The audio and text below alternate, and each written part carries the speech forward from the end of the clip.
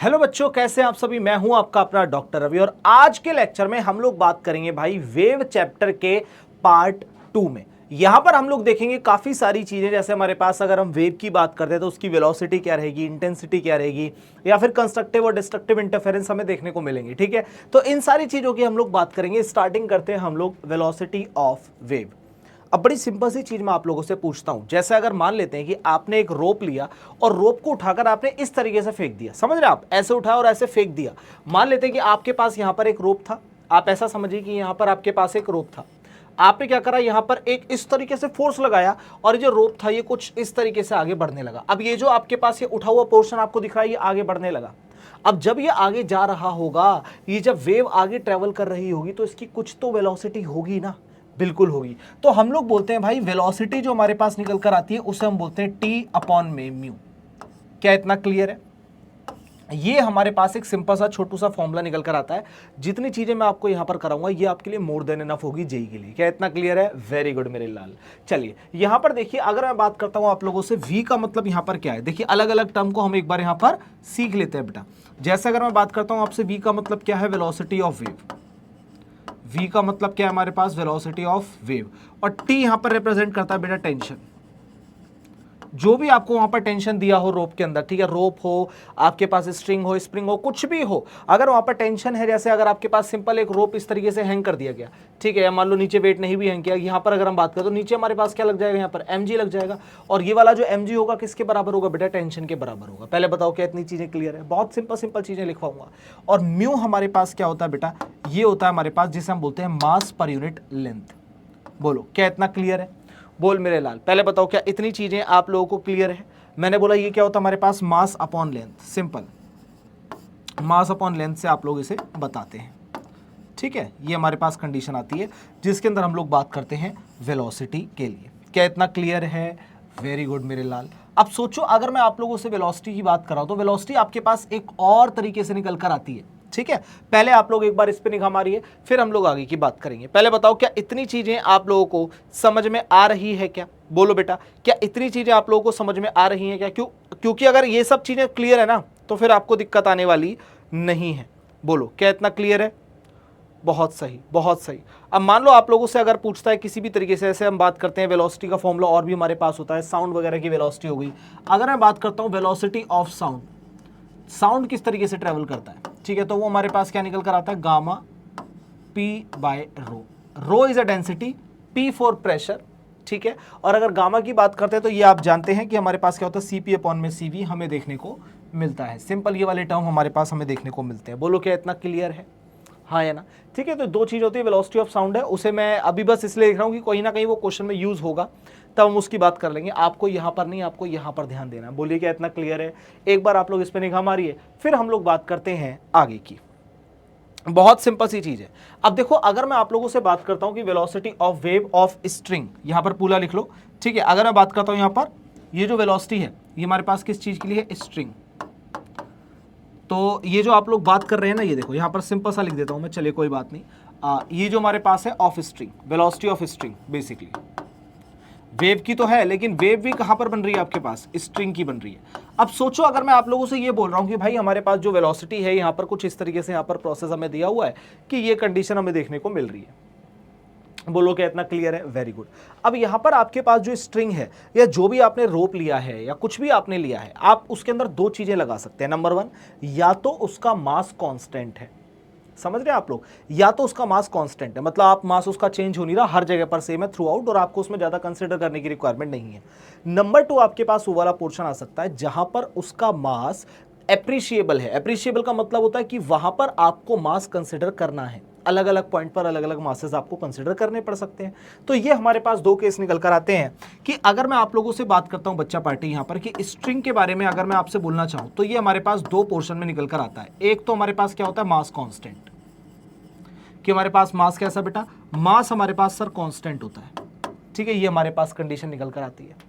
और अगर मैं आप लोगों से दूसरी बात करता हूं यहां पर, तो यहां पर हमारे पास क्या होता है, मास जो होता है वो एप्रिशिएबल होता है। मास कैसा होता है बेटा, एप्रिशिएबल, यानी कि यहां पर आपको मास कंसिडर करना है, मतलब यहां पर आपको क्या करना पड़ेगा बेटा, मास जो होगा आपको कंसिडर करना पड़ेगा। ठीक है, यहां पर आप मास कंसिडर करते हैं, लेकिन वहां पर मास कांस्टेंट है। तो ये दो केसेस आपके बन सकते हैं अगर मैं आप लोगों से बात करता हूं किस चीज के लिए, स्ट्रिंग के लिए। एक बार आप यहां पर देखिए कि क्या आपको ये छोटी छोटी सी जो बातें हैं ये समझ में आ रही हैं क्या? बोल मेरे लाल, समझ में आ रहा है? Very good. अब यहां पर मैं ये बोल सकता हूं कि अगर ऐसी कंडीशन हमारे पास आ गई तो T बराबर mg होता है, इट मींस कि हमारे पास जो T बराबर है वो क्या हो जाएगा बेटा? कांस्टेंट होगा। और अगर हमारे पास ऐसी कुछ कंडीशन आ गई, ठीक है, T हमारे पास कैसा हो जाएगा बेटा? कांस्टेंट हो जाएगा। और अगर आपके पास कहीं पर भी T कांस्टेंट हो गया किसी भी सिचुएशन में, तो ऐसी कंडीशन में जो आपके पास वेलोसिटी है, ठीक है, वो भी हमारे पास कैसी हो जाएगी बेटा? कांस्टेंट हो जाएगी। बोलो हाँ या ना। अगर हमारे पास ऐसा है कि भाई मास ही कांस्टेंट है, मान लो आपने जो रोप लिया है, रोप के अंदर जो आपने मास कंसीडर किया है, जो भी आपने कंसीडर किया हो, वो मास ही आपके पास कांस्टेंट है, मतलब उसके अंदर कोई हमें चेंजेस देखने को नहीं मिल रहे, तो ऐसी कंडीशन के अंदर बेटा जो टेंशन है वो भी कांस्टेंट हो जाएगा। और जब आप जानते हैं फॉर्मूला क्या होता है, T बाई म्यू, जब टेंशन ही आपका कांस्टेंट हो गया तो ऐसी कंडीशन के अंदर आप लोग क्या बोलेंगे? वेलोसिटी भी आपकी थ्रू आउट सेम रहने वाली है, कोई चेंज उसके अंदर देखने को नहीं मिलेगा। लेकिन अगर आपके पास मास एप्रिशिएबल हुआ तो क्या लगता है आपको, क्या कंडीशन यहां पर क्या होगी? बोलिए बच्चों। तो अगर मैं बात करता हूं यहां पर क्या होगा, इसकी वजह से सबसे पहले आपके पास जो टेंशन है T हमारे पास क्या होगा? वेरिएबल होगा। अब अगर आपके पास ये जो आपके पास टेंशन है, टेंशन अगर आपके पास वेरिएबल होगा तो ऐसी कंडीशन में आपके पास वेलोसिटी भी क्या होगी बेटा? वेरिएबल होगी, यानी कि वो बदलती रहेगी। ठीक है, तो आप लोगों ने देखा होगा अलग अलग टाइप के रोप्स होते हैं, अलग अलग टाइप में रोप में जो होते हैं वो टेंशन अलग होती है, हर जगह पर आपको ये कंडीशन देखने को मिलेगी। तो उसी के बिहाफ पर मैं बात कर रहा हूं। देखो, जब मैं आपके सामने यहां पर रहता हूं स्क्रीन पर, आप पूरा स्क्रीन नहीं देख पाते, जैसे ही मैं हट रहा हूं एक बार पूरे पर फोकस करके आपको यहां पर देखना है, यही आपका टास्क है। क्या इतना क्लियर है? बहुत सही। मुझे बताओ, ये छोटी छोटी सी चीजें पल्ले तो पड़ रही है ना? सिंपल, इसे कंसिडर मत कर लेना। यहां पर ये वेलोसिटी ऑफ साउंड है, ठीक है, जिसकी हमें बात करनी है। ये हमारे पास वेलोसिटी ऑफ वेव है जिसकी हम लोग यहां पर बात कर रहे हैं। बहुत सिंपल सी चीज है, बहुत आराम से और प्यार से मैं आपको समझाने की कोशिश कर रहा हूं, तो ट्राई कीजिए कि आपको छोटे छोटे से पॉइंट समझ में आ जाए मेरे लाल। बोल क्या इतना क्लियर है? वेरी गुड मेरे लाल। ठीक है, अब हम एक बार बात करते हैं पावर से पहले हम एक बार बात करेंगे कि वेलोसिटी अगर हम हैंगिंग रोप कर दें तब हमारे पास वेलोसिटी क्या रहेगी। ठीक है, वेव स्पीड ऑन हैंगिंग रोप, ये देखिए आप यहां पे लिखिए वेव स्पीड ऑन हैंगिंग रोप। आपको सिंपल यहां पर डायरेक्ट ना फॉर्मूला याद होना चाहिए, बस और कुछ नहीं। आपको सिंपल क्या याद होना चाहिए बेटा? आपको यहां पर फॉर्मूला याद होना चाहिए। ठीक है, ये लीजिए। अब अगर मैं आप लोगों से बोलता हूं कि मान लो कहीं पर भी आपके पास कुछ ऐसी कंडीशन आ गई कि ये लीजिए। अब अगर मैं यहां पर आप लोगों से कंडीशन की बात करता हूं, ये हमारे पास कोई एक फिक्स प्लेस है। क्या है बेटा? ये फिक्स प्लेस है, सिंपल हम लोगों ने ऐसा कंसिडर कर लिया। अब यहीं पर हम लोग अब बात कर रहे हैं इस चीज के लिए, ये देखिए। अब अगर मैं आप लोगों से बात करता हूं कि यहां पर आपने किसी चीज को हैंग किया, ठीक है, हैंग करने के बाद बेटा आपने क्या किया, यहां पर एक छोटू सा हम लोग क्या करेंगे, एक छोटू सा चेंज ले आएंगे। यहां पर आप लोगों ने क्या करा, एक वेव यहां पर प्रोड्यूस करी। ठीक है, अब इसे समझते रहना मैं क्या कहना चाह रहा हूं।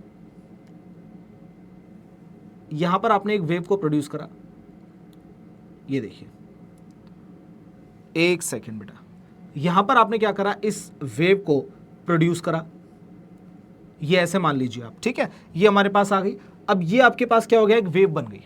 अब ये देखो एक बार ध्यान से, अब अगर मैं आप लोगों से बात करूं कि यहां पर जो ये वेव बन रही है, जहां से भी आप कंसीडर कर रहे हैं, मान लो आपने यहां से यहां तक को कंसीडर किया और ये आपके पास कुछ वाई डिस्टेंस है ठीक है, ये आपके पास कुछ भी वाई डिस्टेंस है, तो यहां पर हमारे पास जो वेलोसिटी होगी हम उसकी क्या बात रखें। और हमें यहां पर ये एक चीज और दी हुई है, और वो एक चीज हमारे पास और क्या है कि हमारे पास मास m दिया हुआ है, लेंथ हमारे पास l दिया हुआ है। ये लीजिए, ये हमारे पास कंसिडरेशन अगर हमें देखने को मिल रहा है, तब हम लोग यहां पर क्या करेंगे, तब हमारे पास वेलोसिटी क्या निकल कर आएगी। तो वेलोसिटी हमारे पास ऐसी कंडीशन में हो जाएगी बेटा, ये देखिए, वेलोसिटी हम लोगों ने क्या पढ़ी, यहां पर T बाय म्यू हम लोगों ने पढ़ी है। लेकिन जब भी हम हैंगिंग रोप की बात करेंगे ना बेटा, ये देखो म्यू वाई जी अपॉन में म्यू, ये हमारे पास कुछ कंडीशन यहां पर रहने वाली है। बोलो क्या इतना क्लियर है? क्या इतना क्लियर है? अब मैं आप लोगों से सिंपल एक चीज बोलता हूं कि हमारे पास क्या हो जाएगी बेटा, y इंटू में जी हो जाएगी। y क्या है यहां पर? डिस्प्लेसमेंट है सर, जैसा कि हम यहां पर देख पा रहे हैं। कैसा हमारे पास डिस्प्लेसमेंट है, जितना भी हमें पोर्शन दिया हो उसने, उसी की हम बात कर रहे हैं। और g क्या है हमारे पास? g एक सिंपल फॉर्म है ग्रेविटी का। सिंपल सी चीज, बताओ क्या इतना क्लियर है? बोल मेरे लाल, क्या यहां तक की चीजें आप लोगों को समझ में आ रही हैं? ठीक है, चलिए बहुत बढ़िया।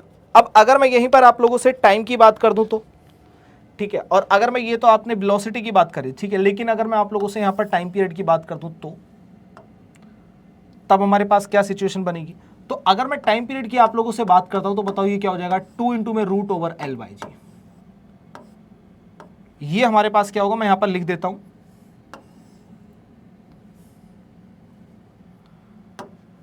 टाइम पीरियड ऑफ वेव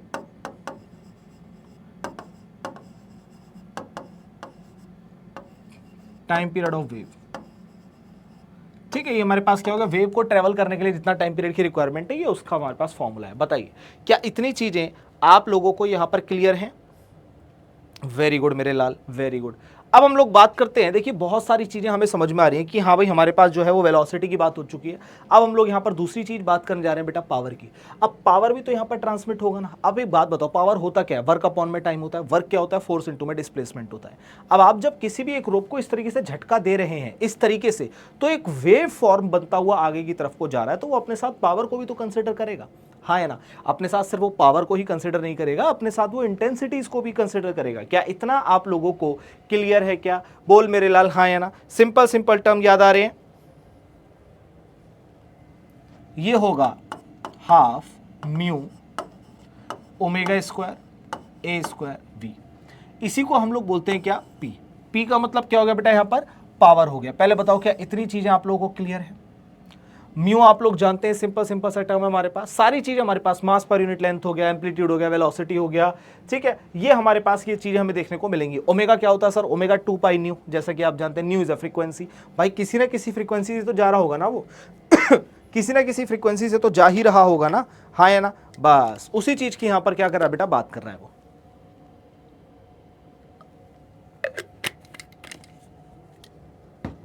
पहले बताइए क्या इतना क्लियर है? इसे हम लोग क्या लिख सकते हैं बताइए, इसे हम लोग लिख सकते हैं 2 pi square A square N square, और क्या लिख सकते हैं यहां पर फॉर्मूला एक बार बताइए मेरे को कि हम लोग क्या लिख सकते हैं। ये हो जाएगा हमारे पास क्या, म्यू वी। बहुत सही। तो या तो पावर आप ऊपर वाली टर्म लिख सकते हैं या फिर आप पावर को नीचे वाला टर्म लिख सकते हैं। बोलिए क्या इतना क्लियर है? बहुत सही। क्योंकि हम लोग जानते हैं यहां पर ओमेगा हमारे पास क्या है भाई, 2 पाई न्यू, 2 पाई न्यू, ठीक है। ये हमारे पास कंडीशन है। N is a frequency, V is a velocity, mu mass per unit length. तो ये छोटे छोटे से हमारे पास कुछ फॉर्मूला हैं जो हमारे लिए बहुत ज़्यादा हेल्पफुल होते हैं। मतलब क्वेश्चंस वगैरह आते हैं तो आप लोग इसे डायरेक्टली यहाँ पर कर सकते हैं। बोलिए क्या इतना क्लियर? आप लोग आराम से इस पर निगाह मारिए, फिर हम लोग बात कर लेंगे आगे की। और याद रखना ये जो हमारे पास पावर बेसिकली होती है ना, एवरेज होती है। कोई पूछे कैसी पावर है तो आपको सिंपल यहां पर रखना है कैसी पावर है भाई, एवरेज पावर है। बहुत सिंपल। बताइए क्या इतना क्लियर है? वेरी गुड मेरे लाल। एक बार यहां पर आप लोग निगाह मारिए, फिर हम लोग बात करेंगे बेटा आगे की। चलिए अब इसी तरीके से हम लोग बात करेंगे बेटा इंटेंसिटी की। अब इंटेंसिटी की बात करते हैं, ठीक है। इंटेंसिटी का मतलब क्या होता है आपको मैं सिंपल तरीके से बताता हूं। जैसे कि अगर लाइट है, लाइट अगर कोई ज्यादा चमक रही है तो उसकी इंटेंसिटी ज्यादा है, लाइट अगर कम चमक रही है तो उसकी इंटेंसिटी कम है। वही यहां पर बताना चाहता हूं। अब हम बात करेंगे इंटेंसिटी की, जिसका फॉर्मूला हो जाएगा 2 pi square A square N square rho V. 2 pi square N square A square rho V. बोलो क्या इतना क्लियर है? हाँ या ना में जवाब दीजिए। बहुत सिंपल है, सारी चीजें आपके सामने हैं, सब कुछ आपके सामने, आप यहां पर आराम से देख सकते हैं। क्या इतना आप लोग समझ पा रहे हैं? क्या रो का मतलब क्या होता है बेटा, डेंसिटी। क्या मतलब होता है भाई रो का? रो का मतलब हो गया हमारे पास डेंसिटी। अब सोचो, सारी चीजें हटा दो, सारी चीजें हटा दो, मुझे एक बात बताओ, सब कुछ कांस्टेंट रह सकता है लेकिन एम्पलीट्यूड तो बदलेगा ना। तो क्या मैं ये बोल सकता हूं कि भाई I is directly proportional to क्या हो जाएगा हमारे पास, ए स्क्वायर। हाँ या ना? क्या intensity is directly proportional to A square हो गया। अब यहां से आपके पास दो केसेस निकल कर आएंगे। नंबर 1 निकल कर आएगा जहां पर आपकी इंटेंसिटी मैक्सिमम रहेगी। नंबर 2 पॉइंट आपके पास आएगा जहां पर आपकी इंटेंसिटी मिनिमम रहेगी। अगर मैक्सिमम रहती है तो प्लस होता है, मिनिमम रहती है तो माइनस होता है। कैसे कंडीशन चलती है वो मैं आपको यहां पर बताऊंगा, लेकिन उससे पहले आप लोग मुझे बताएं कि क्या आपको ये वाला फॉर्मूला क्लियर हुआ या नहीं। बहुत बढ़िया। अब हम लोग आगे की तरफ चलते हैं और आगे की तरफ चल के कंडीशंस को एक बार देख लेंगे, ठीक है। चलिए नेक्स्ट पोर्शन हमारे पास आता है जिसे बोलते हैं principle of superposition of wave. अब थोड़ा सा यहां पर आप लोग समझिए मेरी बात के लिए। अब मैं अगर आपसे बोल रहा हूं कि सुपरपोजिशन का मतलब होता क्या है, एक दूसरे के साथ सुपर इंपोज होना, हाँ या ना। बहुत बढ़िया। अब मान लो कि आपके पास कोई एक वेव है, ठीक है, वो कुछ इस तरीके से चलकर आ रही है आगे, वो ऐसे ट्रेवल कर रही है। क्या इतना क्लियर है? वहीं पर अगर मैं आप लोगों से बात कर रहा हूं कि एक दूसरी वेव आ रही है जो कुछ इस तरीके से चल रही है, इस तरीके से, तो एक तो टाइम होगा ना जब ये दोनों आपस में सुपर इंपोज हो जाएंगी, हाँ या ना। आप ऐसा मानिए कि एक क्लास में सारे बच्चे बैठे हैं, आप ऐसा मानिए, मैं सुपर इंपोज का बहुत प्यारा सा एग्जांपल देता हूं। एक क्लास में बहुत सारे बच्चे बैठे हैं, टीचर ने ट्रू और फॉल्स बोला। अब बच्चों की ना आदत होती है एक साथ वर्डिंग में बोलने की, जैसे टीचर ने बोला ट्रू तो सारे बच्चे क्या होते हैं ट्रू, फॉल्स तो फॉल्स, समझ रहे हैं आप लोग। तो इसी तरीके से वो तो बेसिकली साउंड का एग्जांपल है, लेकिन फिर भी मैं आपको समझा देता हूं। यहां पर कंडीशन क्या क्रिएट होती है कि आप लोग ऐसी कंडीशंस में ये बोलते हैं कि जैसे आपने बोला ट्रू, तो एक बच्चे ने, दो बच्चे थी, सबका अगर मिल गया तो हम उसे बोलते हैं, एक पर्टिकुलर साउंड बना, उसे हम बोलते हैं कंस्ट्रक्टिव इंटरफेरेंस। कंस्ट्रक्टिव का मतलब क्या हो गया, सारे के सारे आकर के प्लस हो गए, तो ये तो हमारे पास कंस्ट्रक्टिव इंटरफेरेंस हो। वहीं अगर मैं दूसरी साइड की बात करता हूं, अगर मान लो एक बच्चे ने बोला ट्रू, वहां से कुछ और बोल रहा है, वहां से कुछ और बोल रहा है, वहां कुछ और बोल रहा है, तो हर जगह से साउंड आ रही है, आने के बाद क्या, खिचड़ी सी पक गई दिमाग, वो शोर बन गया। इसका मतलब उसे बोलते हैं डिस्ट्रक्टिव इंटरफेरेंस। यानी कि ऐसी कंडीशन जहां पर अगर एक वेव ऐसी आ रही है और दूसरी वेव उसके साथ बिल्कुल ताल से ताल मिलाते हुए ऐसी आ रही है, तो ऐसी कंडीशन को हम लोग बोलते हैं कंस्ट्रक्टिव इंटरफेरेंस। बोलिए क्या इतना क्लियर है क्या, एक बार ये बताएं, क्या इतना क्लियर है?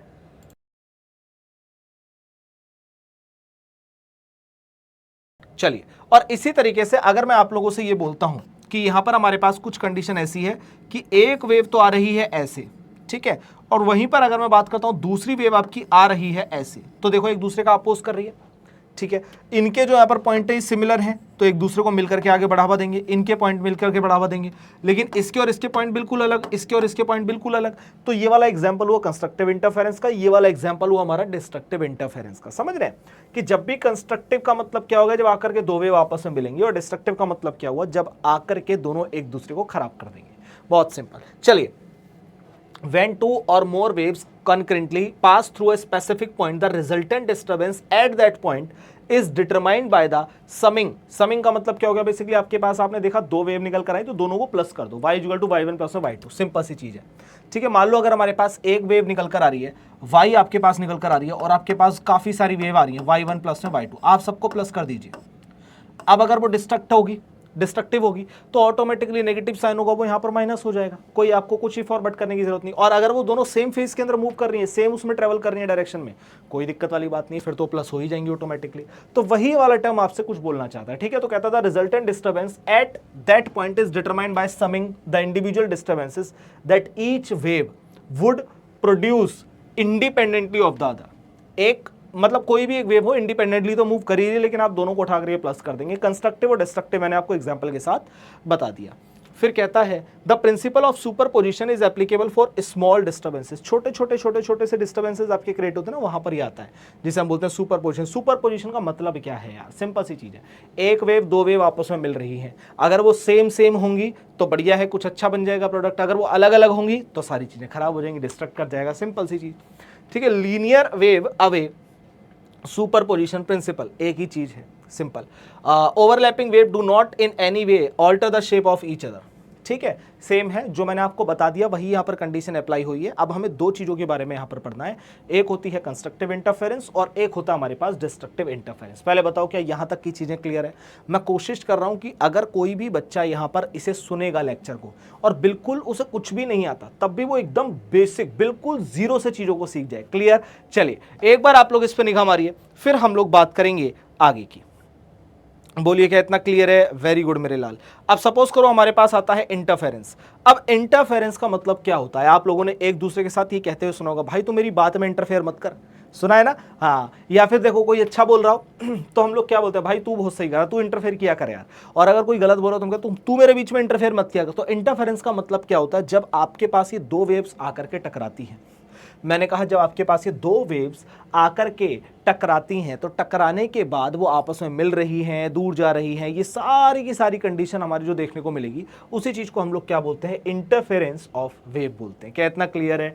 ध्यान से देखेंगे, कहता है intensity of resultant wave changes periodically from minimum to maximum and maximum to minimum. Simple सी चीज है, from one point to another. मैंने आपसे क्या बोला, देखो एक आपके पास पॉइंट है, अगर दूसरी वेव भी आपके पास यहीं आ गई कंस्ट्रक्टिव, अगर एक वेव ऐसी आ गई तो डिस्ट्रक्टिव। यही सिनेरियो हमारे पास चलता है यहाँ पर। क्या इतना क्लियर? बताइए क्या इतनी चीजें आप लोगों को क्लियर है? और जब भी आपके पास ऐसी कंडीशन बनेगी तो आप याद रखना कि इंटेंसिटी हमारे पास क्या होती है? I1 प्लस I2 प्लस में क्या होता है 2 root over I1 I2 cos phi। ये हमारे पास ना फॉर्मूला होता है जिसकी हम लोग बात करते हैं, ठीक है। ये हमारे पास फॉर्मूला होता है रिजल्टेंट का। जब हमें रिजल्टेंट निकालना हो तो ये वाला फॉर्मूला हमारे पास क्या होता है, यूजफुल होता है, जिसकी हम लोग बात यहाँ पर करते हैं। एक और छोटू सा टर्म होता है जिसके बारे में आपको पता होना चाहिए, और वो ये होता है कि जो फेज डिफरेंस होता है ना, वो k times of path difference होता है, k डेल्टा x।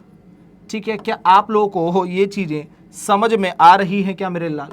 ये देखिए k डेल्टा x, ये हमारे पास एक इंपॉर्टेंट टर्म है जिसके ऊपर बहुत सारे न्यूमेरिकल आपको देखने को मिलेंगे। अब अगर मैं आप लोगों से बात करता हूं यहीं पर इस सिचुएशन के अंदर, तो क्या आप लोग ये जानते हैं कि k बराबर क्या होता है हमारे पास 2 पाई बाई लैम्डा। k हमारे पास क्या होता है बेटा 2 पाई बाई लैम्डा। क्या इतना क्लियर है? Very good. अब अगर मैं इस 2 पाई बाई लैम्डा को उठाकर यहां पर पुट करूं तो हमारे पास क्या सिचुएशन देखने को मिलेगी, ये हो जाएगा हमारे पास 2 पाई बाई लैम्डा इंटू में डेल्टा एक्स, ये कंडीशन और ये सिचुएशन हमें यहां पर देखने को मिलेगी। बोलो क्या इतना क्लियर है? सिंपल सी चीज है, अगर हम लोग यहां पर बात करते हैं ये देखने को मिलेगा। ये बड़ा इंपॉर्टेंट रिलेशन है। अगर मैं यहां पर बात करता हूं बेटा, आपके पास डेल्टा फाई आपके पास क्या है, फेज डिफरेंस, याद रखना इस चीज के लिए। डेल्टा फाई हमारे पास क्या है बेटा, फेज डिफरेंस, ठीक है। और अगर मैं आप लोगों से बात करता हूं यहां पर डेल्टा एक्स हमारे पास क्या है बेटा, तो यहां पर आप लोग बात करेंगे सर ये हमारे पास है पाथ डिफरेंस। बोलो क्या इतना क्लियर है? ये हमारे पास दो चीजें निकल कर आती हैं जिसकी हम लोग बात करते हैं। लैम्डा वेवलेंथ है जैसा कि आप लोग जानते हैं, तो फेज डिफरेंस पाथ डिफरेंस आपको क्रिस्टल क्लियर हो गया होगा। बोलो क्या इतना क्लियर है? वेरी गुड मेरे लाल। एक बार यहां पर निगाह मारिए, फिर हम लोग आगे की बात करते हैं, ठीक है। अब हम लोग एक एक करके बात करेंगे आगे की। सबसे पहले हमारे पास आता है कंस्ट्रक्टिव इंटरफेरेंस। मैं इसे एग्जाम्पल के साथ ही लेकर के जाना चाहूंगा। मान लेते हैं हमारे पास कोई एक वेव हमने सिंगल ड्रॉ कर ली, इस तरीके से आगे मूव कर रही है। मान लीजिए आपकी वो वेव कुछ इस तरीके से हमारे पास ट्रेवल कर रही है, ठीक है। तो हमारे लिए क्या हुआ, इस तरीके से हमारे लिए ये बना, ये लीजिए ये हमारे पास फॉर्म हुआ, ठीक है। और अगर दूसरी वेव भी आपकी इसी डायरेक्शन में मूव कर रही है, ये देखिए ये, तो ये वाला एग्जांपल हो गया हमारे पास क्या, कंस्ट्रक्टिव इंटरफेरेंस। तो मैं यहां पर क्या बोलूंगा बेटा, ये इसे मान लो y1, ठीक है, और दूसरी वाली को आप लोग मान लीजिए y2। तो हमारे पास जो नेट y निकल कर आएगा वो y1 प्लस में y2 हो जाएगा। बहुत सिंपल सी चीज है। तो ये कंडीशन हमारे पास यहां पर हमें देखने को मिलती है। बोलो क्या इतना क्लियर है? तो यहां पर जो आपके पास फेज डिफरेंस निकल कर आता है, जिसे हम लोग क्या बोलते हैं बेटा 2n पाई, याद रखना इस चीज के लिए 2n पाई, ठीक है। अब ये हमारे पास एक आ गया, यहां पर आप लोग देखते हुए चलिएगा, ये देखिए ये हमारे पास एक आ गया। बोलो क्या इतना क्लियर है? हाँ या ना में जवाब दीजिए। सिंपल सी चीजें हैं जिनकी मैं आपसे बात कर रहा हूं, ध्यान से आप लोग देखिए तो आपको यहां पर चीजें समझ में आएंगी। अब n जो आपके पास है ये कहां से स्टार्ट हो सकता है, 0 1 2 3 कहीं तक भी जा सकता है, लेकिन स्टार्ट कहां से होगा, 0 से होगा। बोलो ये समझ में आ रहा है? बहुत बेसिक हम लोग बात कर रहे हैं। इसी तरीके से हम लोग बात करेंगे बेटा पार्ट डिफरेंस, जो कि होगा n लैम्डा। डेल्टा x बराबर हमारे पास क्या होगा बेटा, ये हो जाएगा हमारे पास n लैम्डा। बोलो हाँ या ना। कंस्ट्रक्टिव इंटरफेरेंस, डिस्ट्रक्टिव इंटरफेरेंस के अंदर आपको यही चीज पता रखनी है, यही चीज यहां पर पता रखनी है जिसकी हम लोग यहां पर बात करते हैं। और n हमारे पास दोनों में ही 0 1 2 3 4 से चलेगा, तो कोई दिक्कत और आपत्ति हमें यहां पर नहीं होने वाली। और डेल्टा फाई और डेल्टा एक्स के बीच में रिलेशन भी हम लोग जानते हैं। बोलो क्या इतना क्लियर है? अब यहां पर बात आती है इंटेंसिटी मैक्सिमम होगी। देखो पहले वाले की इंटेंसिटी और दूसरे वाले की इंटेंसिटी मिल रही है, तो क्या यहां पर इंटेंसिटी और बढ़ नहीं जाएगी? 100% बढ़ जाएगी। तो हम लोग ये बोलते हैं कि यहां पर जो इंटेंसिटी है वो मैक्सिमम रहने वाली है। और मैक्सिमम इंटेंसिटी हमेशा क्या होती है बेटा, a1 प्लस में क्या होता है हमारे पास a2 का होल स्क्वायर होता है। बोलो इतना क्लियर? अब यहां पर अगर मैं आप लोगों से बात करता हूं कि जो a है, a का मतलब यहां पर क्या है, एम्पलीट्यूड। क्या मतलब है? एम्पलीट्यूड। मतलब दोनों वेव हैं तो दोनों वेव के एम्पलीट्यूड की बात कर रहा होगा। a1 मतलब पहले वाले की एम्पलीट्यूड और a2 मतलब दूसरे वाले की एम्पलीट्यूड। ये देखो एक बार ध्यान से देखिए आप लोग, क्या इतना आप लोगों को समझ में आ रहा है क्या? बोलो क्या इतनी चीजें समझ में आ रही हैं क्या?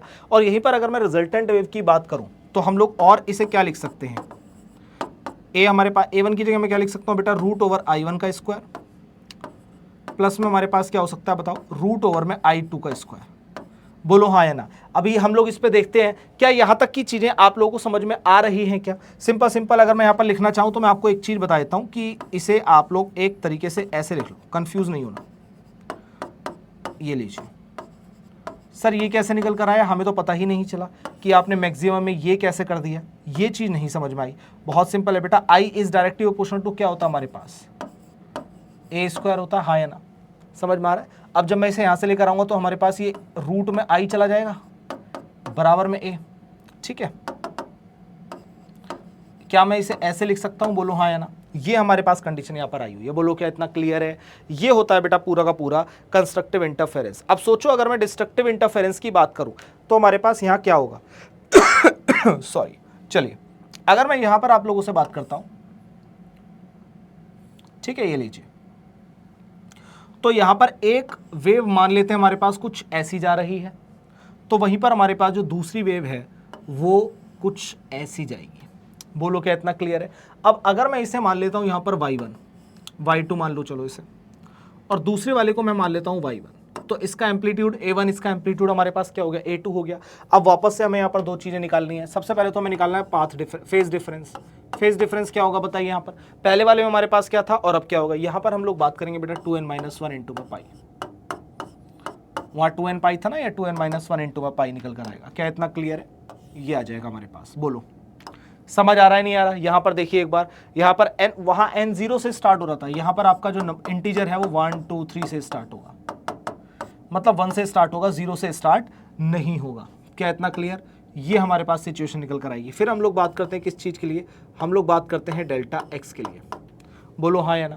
फिर हम लोग बात करते हैं डेल्टा x के लिए, जो कि आएगा n माइनस 1/2 यानी 2n-1 बाय लैम्डा इनटू में लैम्डा। ये लिख लीजिए आप लोग, सिंपल सिंपल, ये कहीं पर आप लोग नोट डाउन कर लीजिएगा। और अब एक बात बताओ, अब एक बड़ी सिंपल सी चीज आप लोग मेरे को बताइए जिसकी हम लोग बात कर रहे हैं कि यहाँ पर जो इंटेंसिटी एक दूसरे से टकराने के बाद कम हो जाएगी, ठीक है, बहुत कम हो जाएगी, तो यहाँ पर हमारे पास जो निकल कर आएगा बेटा उसे हम लोग बोलते हैं आई मिनिमम। ठीक है, ये हमारे पास निकल कर आएगा, जिसे हम लोग क्या बोलते हैं? a1 माइनस में a2 का होल स्क्वायर। एक तो ये आ गया।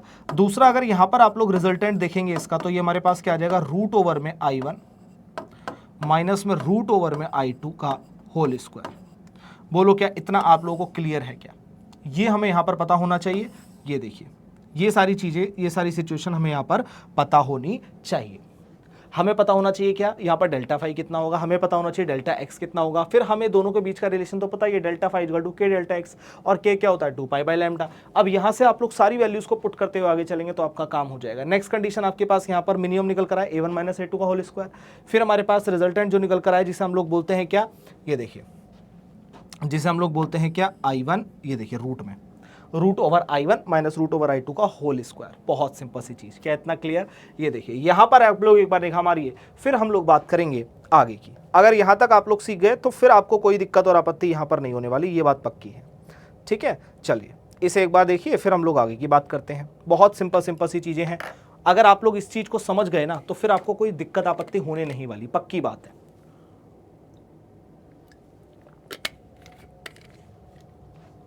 इसे अगर आप लोग सीख गए तो फिर दिक्कत नहीं होने वाली, पक्की बात है। चलिए अब हमारे पास आता है reflection and refraction of wave. मान लेते हैं कि मैं कोई एक मीडियम ले लेता हूं, ठीक है, कोई भी एक मैंने मीडियम ले लिया, कंसिडर कर लिया हमने कुछ, ये ले लेते हैं हम लोग, हमने ये कंसिडर कर लिया।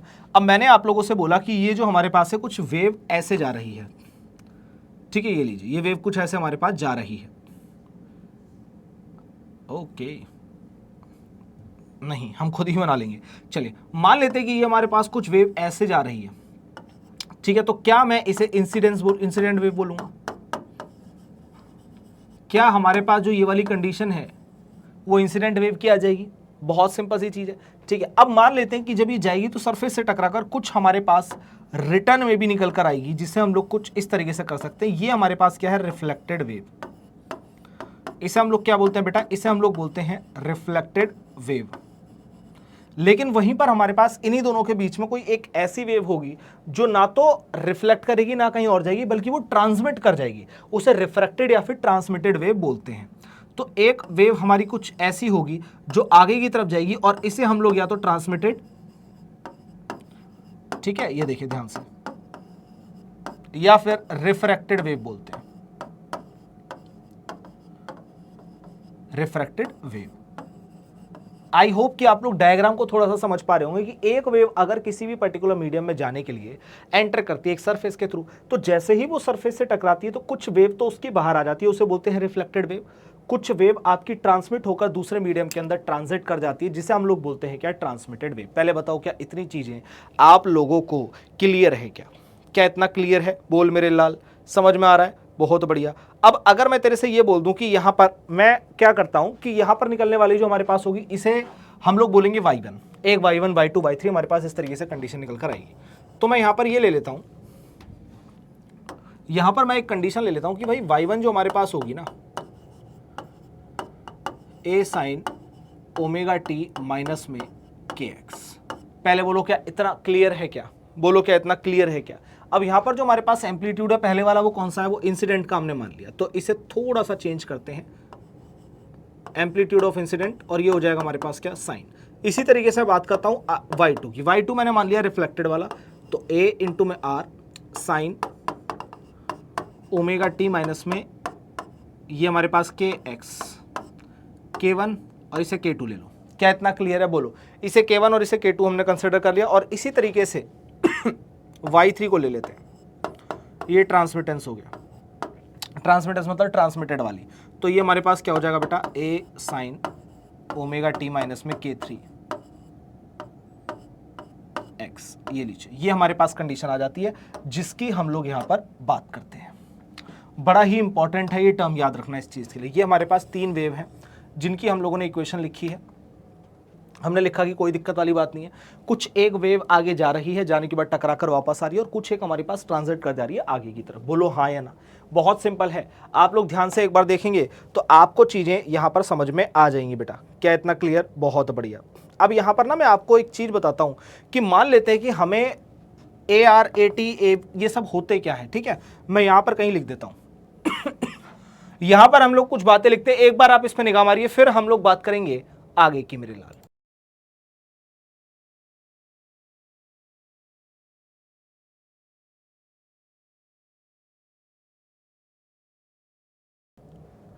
अब अगर मैं आप लोगों से बात करता हूं कि इंसिडेंट का जो एम्पलीट्यूड होगा वो हमारे पास क्या होगा, AI होगा, और जो हमारे पास ट्रांसमिटेड का होगा वो AT होगा। रिफ्रैक्टेड वाले को भी AT लिखें, क्योंकि अगर AR से करेंगे तो देखो रिफ्रैक्टेड और रिफ्लेक्टेड में आप लोग कंफ्यूज हो सकते हैं, और रिफ्लेक्टेड वाले का तो आप लोग जानते हैं AR आप लोग यहां पर लिख सकते हैं। पहले बताओ क्या इतना आप लोगों को क्लियर है क्या? तो हम लोग यहां पर बात करते हैं भाई कि अगर हमारे पास रिफ्लेक्टेंट यहां पर दिया हुआ, मतलब लौट कर आ रहा है, उसका एम्पलीट्यूड हमसे पूछा हो, वेलोसिटी वगैरह सब कुछ लगाकर, तो ये हो जाता है V2 माइनस V1 अपॉन में V1 प्लस V2, और आप इसे मल्टीप्लाई कर दीजिए इंसिडेंट वाले के लिए। बोलो क्या इतना क्लियर है? है ना। आराम से आप लोग देख लीजिए कि अगर मुझे यहां पर इनकी एम्पलीट्यूड निकालना पड़ जाए, और मेरे को बोला पहले वेव की वेलोसिटी, दूसरे वेव की वेलोसिटी, सब कुछ मुझे गिवन है, और बस मुझे यहां पर थोड़ी सी एक चीज बोल दी गई कि मेरे को बस इतना बता दो कि कैसे भी करके जो एम्पलीट्यूड होगा वो हमारे पास रिफ्लेक्टेंट वाले का क्या होगा, तो हम लोग यहां पर इजीली बता सकते हैं क्या? बोल मेरे लाल, क्या इतना क्लियर है? Very good. अब इसी तरीके से अगर मैं यहां पर बात करता हूं किस चीज के लिए, ट्रांसमिटेड वाले के लिए, तो हमारे पास क्या होगा बताओ, 2V2, और अपॉन में क्या हो जाएगा, वही सेम वैल्यू हमारे पास उठकर क्या आ जाएगी, कोई दिक्कत और आपत्ति हमारे पास नहीं है, तो V1 प्लस V2, मतलब वेलोसिटी आपको यहां पर दे दी जानी चाहिए, और आप लोग यहां पर इंसिडेंट वाले से सारी की सारी कंडीशन को उठाकर सेटिस्फाई करके निकाल लेंगे। बोलिए क्या इतना क्लियर है? वेरी गुड मेरे लाल, वेरी गुड। ये लीजिए, इसी के साथ आप लोगों को यहाँ पर यहाँ का जो टॉपिक है ना, ये पूरी तरीके से आपका कवर अप हो जाता है। पूरी तरीके से मतलब ये रिफ्लेक्शन रिफ्रैक्शन और ये वाली चीज मैंने पूरी कोशिश करी है कि मैं आपको बहुत अच्छे से समझा पाऊं। क्या इतना क्लियर है? V1 एक वेलोसिटी जाने वाली, V2 दूसरी वेव की वेलोसिटी। बोलो क्या इतना क्लियर? आराम से आप लोग इस पर निगाह मारिए और मुझे बताएं कि अगर यहां तक की चीजें हमें समझ में आ गई हैं तो फिर हम लोग आराम से आगे की तरफ बढ़ सकते हैं। क्लियर? बहुत बढ़िया। ठीक है, चलिए आप लोग आराम से इसे देखिए। अब यहां पर एक बात बताओ कि अगर किसी भी कंडीशन से मेरे को ये बोल दिया जाए, मान लो मेरे को कोई एक सिचुएशन दी है और उस सिचुएशन के अंदर मेरे को सिर्फ इतना सा बोल दिया कि भाई जो V1 है, आप समझिए बात को, कि अगर मेरे को कहीं भी ये बोल दिया कि जो V1 वेलोसिटी है वो ग्रेटर देन है V2 से, तो इसका मतलब क्या है? अगर मैं आपसे बोल रहा हूं कि जो V1 की वेलोसिटी है वो ज्यादा है V2 से, वो क्या मतलब है उसका? कोई एक वेव है, एक वेव को फेंका गया तो बोला गया पहले मीडियम के अंदर उसकी जो वेलोसिटी थी, और फिर जो उसके बाद ट्रांसमिट करने के बाद जब वो दूसरे मीडियम के अंदर जाती है, वहां जो उसकी वेलोसिटी है, पहले मीडियम की वेलोसिटी ज्यादा है एज कंपेयर टू दूसरे मीडियम की वेलोसिटी वेव की। बताइए इसका मतलब क्या है? थोड़ा सा आप लोग अगर यहां पर निगाह विगाह मारेंगे तो आप लोगों को समझ में आएगा कि क्या मतलब है इसका। ठीक है, तो भाई एक बात बताओ, अब मैं अपने हाथ को मूव कर रहा हूँ, एकदम सिंपल तरीके से बताता हूँ। मैं अपने हाथ को एयर में मूव कर रहा हूँ, ये देखिए बहुत आराम से, कोई दिक्कत वाली बात नहीं। अब मैं इसी हाथ को पानी के अंदर ले जाता हूँ, पानी के अंदर ऐसे ऐसे मूव करवाता हूँ, दिक्कत आएगी ना? 100% आएगी। इसका मतलब अगर मेरी वेलोसिटी ज़्यादा है तो v1 का मतलब हो गया रेयर मीडियम, ठीक है। तो इसका मतलब 1 जो हो गया हमारे पास रेयर मीडियम, v1 जो वेलोसिटी थी वो इन रेयर मीडियम थी, रेयर मीडियम। और उसी के साथ अगर मैं बात करता हूं v2 जो हमारे पास है उसे हम लोग क्या बोलते हैं? Denser medium. ये हमारे पास क्या होता है बेटा? Denser medium. ये हमारे पास दो कैटेगरी इस तरीके से दी हुई है। क्या इतना क्लियर है? अगर हम लोग बात करते हैं v1 हमारे पास रेयर मीडियम में हो गया, v2 हमारे पास डेंसर मीडियम में हो गया। ये हमारे पास सिचुएशन है जिसकी हम लोग बात कर रहे हैं। अब बताइए क्या आपको इतनी सारी चीजें यहां पर क्लियर है या नहीं? आई होप कि आपको सब कुछ बहुत आराम से और इत्मीनान के साथ समझ में आया होगा मेरे लाल। क्लियर? क्योंकि अगर यहां तक की बातें समझ में आ गई तो फिर आपको कुछ इफ और बट करने की जरूरत नहीं है। मैं इसी वजह से आपको बड़ा आराम से वाला वन शॉट लेकर आया हूं, मतलब ये पार्ट 2 लेकर आया हूं बेसिकली इस वाले पूरे वन शॉट का, ताकि आप लोग इजी तरीके से टॉपिक को समझ पाए। चल मेरे लाल, नेक्स्ट हम लोग बात करते हैं रिफ्लेक्शन एंड रिफ्रैक्शन। हम लोग ऑलरेडी सारी चीजें इसके बारे में पढ़ चुके हैं, आगे आ जाते हैं। सीधे आते हैं हम लोग कहां पर? हम आते हैं हमारे क्वेश्चंस की तरफ। चले बच्चों, अब आप लोग एक बार क्वेश्चन को पढ़ेंगे और फिर हम लोग बात करेंगे इसके सॉल्यूशन की। ट्राई कीजिए। कहता है at standard temperature and pressure density of a gas is this, कोई दिक्कत नहीं है, and the speed of the sound in gas is इतना, then the degree of the freedom. तो हमारे पास सबसे पहले तो स्पीड और इनके बीच में रिलेशन मैंने आपको स्टार्टिंग में लिखवाया था, गामा पी बाय रो। बोलो हाँ या ना? क्या यही चीज मैंने आप लोगों को लिखवाई थी? बहुत सिंपल सी चीज है, ठीक है। अब आप लोगों से बोल रहा है कि डिग्री ऑफ फ्रीडम क्या होगा, डिग्री ऑफ फ्रीडम क्या होगा, उसकी हम लोग एक बार बात कर लेते हैं। एक बड़ा सिंपल सा फॉर्मूला होगा जिसके भी आप पर हम लोग यहां पर बात करेंगे। क्या इतना क्लियर है? अब मैं आपको बताता हूं गामा इजिकल टू क्या होता है हमारे पास 1 + 2/n, और इसी बिहाफ पर हमारे पास जो n होता है ना, यहां पर जो मैं बात कर रहा हूं आप लोगों से n यहां पर हमारे पास क्या है बेटा? Degree of freedom. ये देखिए n हमारे पास क्या है? डिग्री ऑफ फ्रीडम, जिसे निकालने की बात कर रहा है, डिग्री ऑफ फ्रीडम। अब मुझे एक चीज बताइए, बहुत सिंपल सी, जैसे कि अगर मैं आप लोगों से बात करता हूं कि अगर मुझे डिग्री ऑफ फ्रीडम यहां पर निकालनी है तो क्या मुझे सबसे पहले गामा निकालना पड़ेगा ऊपर से? तो गामा निकाल लेते हैं, स्क्वायरिंग बोथ साइड। अब यहां पर हम लोग लिखते हैं फ्रॉम इक्वेशन 1, फ्रॉम इक्वेशन 1। अब जैसे ही आप लोग इक्वेशन 1 की बात करते हैं तो यहां पर हमारे पास कंडीशन क्या बनेगी? v² बराबर क्या हो जाएगा हमारे पास? मैंने स्क्वायर कर दिया और कुछ नहीं, p बाय रो। तो गामा जो मेरे पास निकल करके आएगा वो क्या होगा? v² रो बाय p। बोलो हाँ या ना? अब इसके अंदर सिंपल सिंपल आपको वैल्यूज पुट करनी है, इसके अलावा कुछ भी नहीं करना। बोलो क्या इतनी चीजें आप लोगों को क्लियर हैं क्या? बताइए। तो ये कितना हो जाएगा हमारे पास? बताइए एक बार, कितना कितना हो जाएगा? वेलोसिटी कितनी है हमारे पास? 330। बोलो हाँ या ना? अगर मैं बात करता हूं आपसे डेंसिटी आपके पास कितनी है? 1.3। और यही अगर मैं बात करता हूं प्रेशर की तो 1.015 × 10⁵ हो जाएगा, ठीक है। ये हमारे पास निकल कर आ गया। अब हमारे पास जो वेलोसिटी है वो कितनी है बेटा? वेलोसिटी हमारे पास है 330, तो 330 का होल स्क्वायर और इनटू कर दीजिए आप लोग किसका? रो का, जो कि हमारे पास कितना है? 1.3। बोलो क्या यहां से आपके पास गामा आ जाएगा निकल के? क्या अब मैं इसे इक्वेशन नंबर 2 मान लूंगा क्या? हाँ या ना? बोलो ये क्वेश्चन नंबर 2 होगी। यहां से जो गामा की वैल्यू निकलेगी उसे 1 + 2/n के बराबर कर दीजिए, आपका आंसर आ जाएगा। बोलो हाँ या ना? तो ये सब कुछ सॉल्व करने के बाद आएगा बेटा 1.4। अब हमें करना है क्या है बेटा? अब हमें सिंपल सी एक चीज करनी है, वो क्या है? 1.4 बराबर 1 + 2/n, और n बराबर आपके पास यहां पर निकल कर आ जाएगा। एक बार आप लोग इसे सॉल्व करेंगे तो आंसर आपका 5 आ जाएगा। बोलो हाँ या ना? सिंपल, एकदम सिंपल। चलिए, अब अगर n = 5 मतलब C is the right answer. ये चीज हमें यहां पर सॉल्व करनी थी। अब हम लोग बात करते हैं नेक्स्ट क्वेश्चन की। चलिए बच्चों पार्टी, नेक्स्ट क्वेश्चन की बात करते हैं। तो नेक्स्ट क्वेश्चन हमसे क्या कहता है, ये देखिए। अगर मैं आप लोगों से बोलता हूं तो ये क्वेश्चन कहता है बच्चों, the ratio of the speed of sound in nitrogen gas to the helium gas at 300 kelvin. तो आपको ये बताना है कि यहाँ पर ratio of the speed of sound हमारे पास क्या रहने वाली है, जो कि हमारे पास होती है वेलोसिटी इक्वल टू क्या होता है? √/m (γ/RT/m). ठीक है, ये हम लोग यहाँ पर बात कर रहे हैं। स्पीड की साउंड हो, साउंड की स्पीड हो, ठीक है, बेसिकली साउंड की स्पीड हो, या फिर हम बात कर रहे हैं वेव वगैरह की भी अभी हमें देखने को मिलेगी, तो क्या मैं ये बोल सकता हूँ gamma constant, R constant, T और एम पर डिपेंड कर रहा है, तो वेलोसिटी इस पर डिपेंड कर रहा है। ये देखिए, ये हमारे पास सिचुएशन है जिसकी हम लोग बात करते हैं। बोलो हाँ या ना। अब बस दोनों को आपको रखना है वैल्यू को, आंसर आपका आ जाएगा। एक बार ट्राई कीजिए। चलिए अब मैं आप लोगों से बोलता हूं नाइट्रोजन अपॉन हीलियम की बात कर लेते हैं। ठीक है, अपॉन में क्या हो जाएगा हमारे पास, हीलियम की वेलोसिटी। यहां पर अगर मैं बात करता हूं आप लोगों से, टेम्परेचर हमारे पास किसका होगा, नाइट्रोजन का, अपॉन में मास किसका होगा हमारे पास, नाइट्रोजन का, मल्टीप्लाई कर लीजिए आप लोग, यहां पर मास किसका होगा, हीलियम का, अपॉन में रखा है ना, तो अब अपॉन में आने के बाद हमारे पास क्या हो जाएगा, उल्टी हो जाएंगी चीज़ें। ठीक है, टी बाई एन, और वापस से हमारे पास क्या हो जाएगा, टी बाई एम, तो ये हो जाएगा हमारे पास मास ऑफ हीलियम, अपॉन में कर लेंगे हम लोग मास ऑफ, सॉरी टेम्परेचर हमें निकालना है, टेम्परेचर ऑफ हीलियम। बोलो इतना क्लियर है, सिंपल। ये चीज़ हमारे पास यहाँ निकल कर आएगी जिसकी हम लोग बात करते हैं। चलिए इसे एक बार आप लोग सॉल्व कीजिए तो आपके पास आंसर आ जाएगा, सिर्फ वैल्यूज ही पुट करनी है, उसके अलावा कुछ नहीं करना। ठीक है, ये हमारे पास निकल कर आ जाएगा अगर हम लोग बात करते हैं। अब एक बार हम लोग छोटू सा क्वेश्चन एक बार और पढ़ते हैं, जो कि हमसे क्या कहता है, the ratio of the speed of the sound of nitrogen gas that helium at 300 kelvin.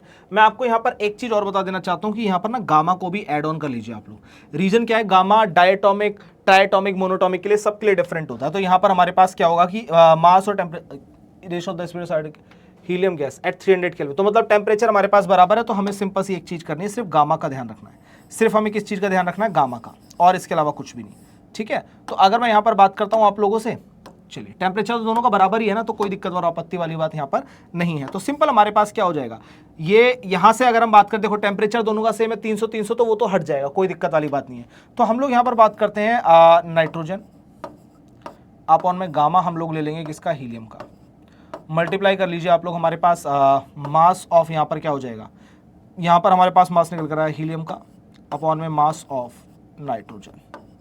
बोलो हाँ या ना। अब बिल्कुल ठीक है, ये एक बार आप अब इससे ट्राई कीजिए तो यहां से आप लोगों को सारी चीजें समझ में आ जाएंगी। क्या इतना क्लियर है, बहुत बढ़िया, बहुत ही ज्यादा बढ़िया। अब अगर मैं बात करता हूं आप लोगों से कि वेलोसिटी ऑफ नाइट्रोजन अपॉन में क्या होगा हमारे पास, वेलोसिटी ऑफ हीलियम, इस टाइप की जो हमें देखने को मिलेगा अगर हम लोग बात करते हैं नाइट्रोजन। वैसे मैं आपको बता दूं कि वेलोसिटी, स्पीड ऑफ साउंड वगैरह आप लोगों ने कहीं ना कहीं सुना होगा, ये उसी के बिहाफ पर यहाँ पर क्वेश्चंस आ गए हैं। लेकिन आने वाले क्वेश्चन जो होंगे आपके पास वो वेव के होंगे, जो कि आपके लिए बहुत ज्यादा इंपॉर्टेंट होने वाले हैं। ये हो जाएगा 7/5, ये हो जाएगा 5/3, और N2 में आप लोग मास तो जानते हैं हमारे पास हीलियम का कितना होगा और हमारे पास नाइट्रोजन का कितना होगा, बस वैल्यू पुट करो, आंसर आ जाएगा आपके पास। ठीक है, इसे 4/28 कर दीजिए। सारी चीजें मैं आप लोगों के पास सौंप रहा हूं, इसे आप लोग सॉल्व करके मेरे को बताइए कि फाइनली आपके पास आंसर क्या निकल कर आया। ये सारी चीजें आपके पास आ जाएंगी, तो √3/5 आपके पास आ जाएगा, यानी C is the right answer. Finally जो आपके पास आंसर जाएगा वो ऑप्शन नंबर सी चला जाएगा। चलिए यहां तक क्लियर है। बात करते हैं बेटा नेक्स्ट क्वेश्चन की। तो नेक्स्ट क्वेश्चन हमसे क्या कहता है, देखिए ये हमारे पास कुछ अच्छा क्वेश्चन देखने को मिला है।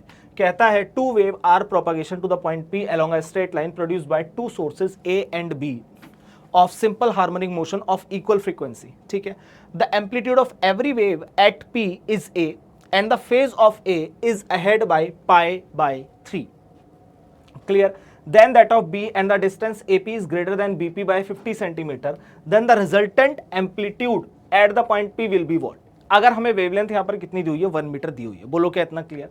उसने कहा दो वेव प्रोपगेट कर रही है, एक पॉइंट P है वहां पर। सिंपल सी चीज है, दो सोर्स होंगे। अब दो वेव अगर प्रोपगेट कर रही है तो कितने सोर्सेज होंगे हमारे पास, दो सोर्सेज होंगे। बोलो हाँ या ना। सिंपल सी चीज है, बोलो बेटा, सिंपल। चलिए कह रहा दो सोर्सेज हमारे पास हैं, एक है एक बी है। ठीक है, सिंपल हार्मोनिक मोशन करते हुए आगे की तरफ को बढ़ रहे हैं, तो हमारे पास एम्पलीट्यूड पी का ए दे दिया और हमारे पास क्या दे दिया, और वो π/3 से आगे है। कितना है, π/3 से आगे है।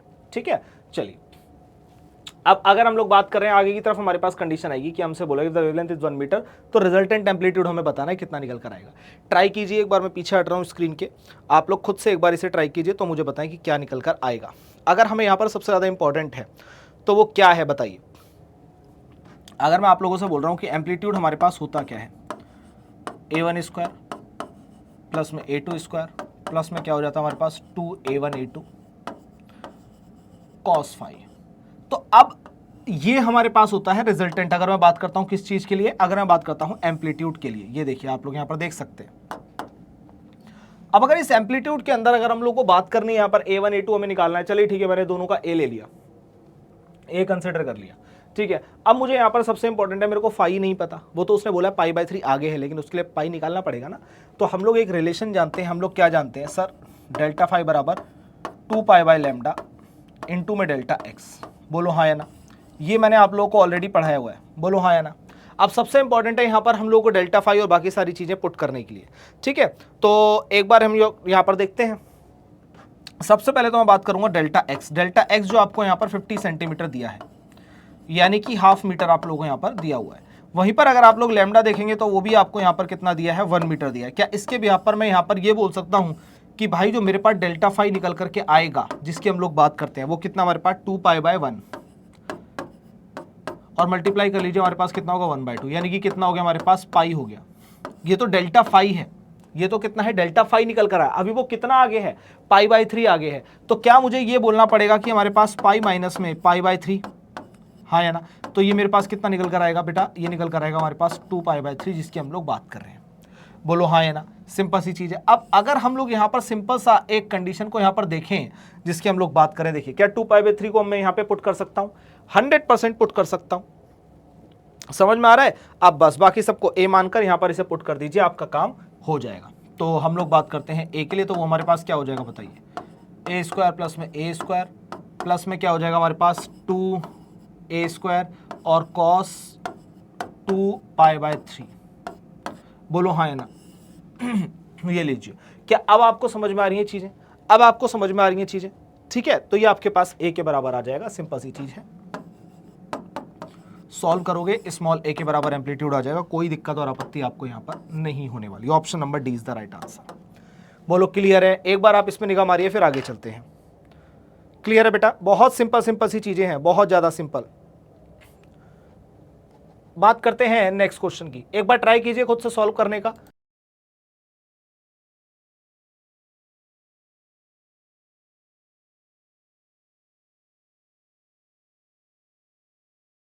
चलिए, आप अगर ध्यान से यहां पर देखेंगे क्वेश्चन के अंदर, तो आप लोगों से क्या बोलता है, ये देखो, कहता है the ratio of the maximum to the minimum intensity due to superposition is इतना। अब मैक्सिमम और मिनिमम के बारे में तो हम लोग जान ही चुके हैं, पढ़ा है हमने formula. Then the ratio of the intensity of the component of the wave. Component of the wave का मतलब होता है कि अभी आपको आई मैक्स दिया हुआ है, ठीक है। आई मैक्स के बाद आपसे पूछ रहा है I1 और I2 क्या होंगे। क्या मेरी बात समझ पा रहे हैं? हाँ या ना में एक बार जवाब दीजिए, क्या मेरी बात को आप लोग समझ पा रहे हैं?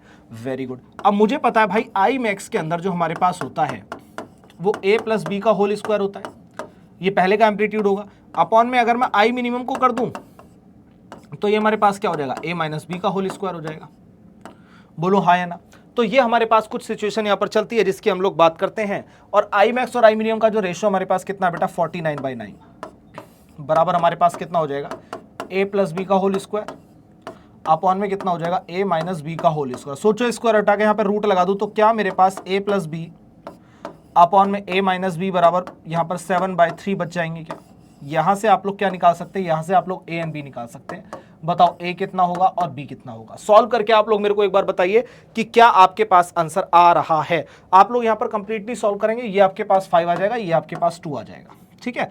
अब अगर I1 की बात की जाए तो हमारे पास क्या हो जाएगा, a का स्क्वायर हो जाएगा मतलब 4, और यही अगर I2 की बात की जाए तो ये हमारे पास क्या हो जाएगा, b का स्क्वायर हो जाएगा मतलब, सॉरी, ये हमारे पास 5 का स्क्वायर हो जाएगा मतलब 25, और ये हमारे पास 4 हो जाएगा। तो 25/4 हमारे पास निकल कर आएगा, जिसकी हम लोग बात करते हैं। और एग्जैक्टली आंसर जब आप इसका निकाल देंगे, मतलब I1/I2 जो आप लोग निकाल देंगे कंप्लीटली, जो कि हमारे पास कितना है, 25/4 होगा।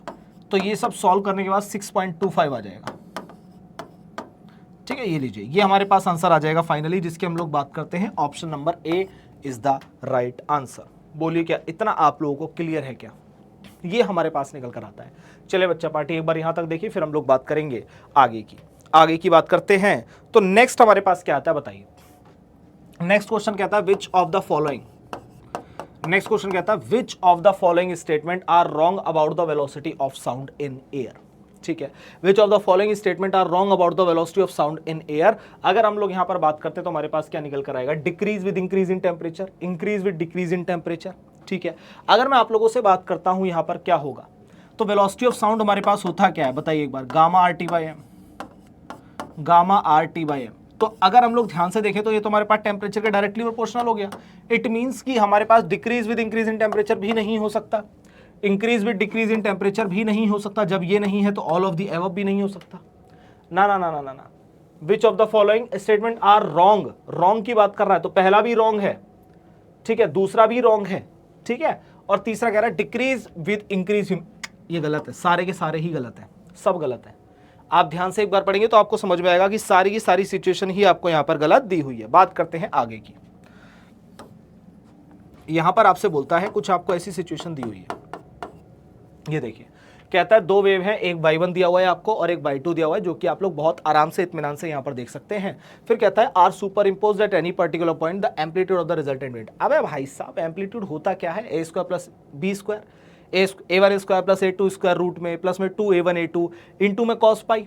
हाँ है ना, बताओ एक बार, क्या इतना आप लोग समझ पा रहे हैं क्या? सारी चीजें दी हुई हैं यार आप लोग को। तो यहाँ पर हमारे पास एम्पलीट्यूड निकल कर आएगा रूट ओवर में a1 स्क्वायर, फॉर्मूला लिख देता हूँ कोई बच्चा भूल ना जाए, प्लस में क्या हो जाएगा हमारे पास 2a1 a2 इंटू में कॉस फाइव। बोलो हाँ है ना, ये हमारे पास सिचुएशन बनेगी। अब अगर इसी सिचुएशन के अंदर हम लोग बात करें, a1 हमारे पास कितना है 10 का स्क्वायर हो गया सर, a2 हमारे पास कितना है भैया 20 का स्क्वायर हो गया सर, ये देखिए, प्लस में क्या हो गया 2 इंटू में 10 इंटू में 20 और इंटू में अगर हम बात करते हैं कॉस हमारे पास कितना आ जाएगा π/2। कैसे आएगा सर, देखो यहाँ पर दिया हुआ है, ठीक है, इन सब का रूट, सबको सॉल्व कर लीजिए, आंसर आ जाएगा। बोलो हाँ या ना, तो आएगा 10√5। ये हो गया हमारा आंसर 10√5, ऑप्शन नंबर सी। चलिए, अगर आप लोग यहां तक आ गए इट मींस कि आपने इस टॉपिक को बहुत अच्छे से सीख लिया है। तो मिलते हैं आप लोगों से नेक्स्ट लेक्चर में नए टॉपिक और नई एनर्जी के साथ। Thank you so much.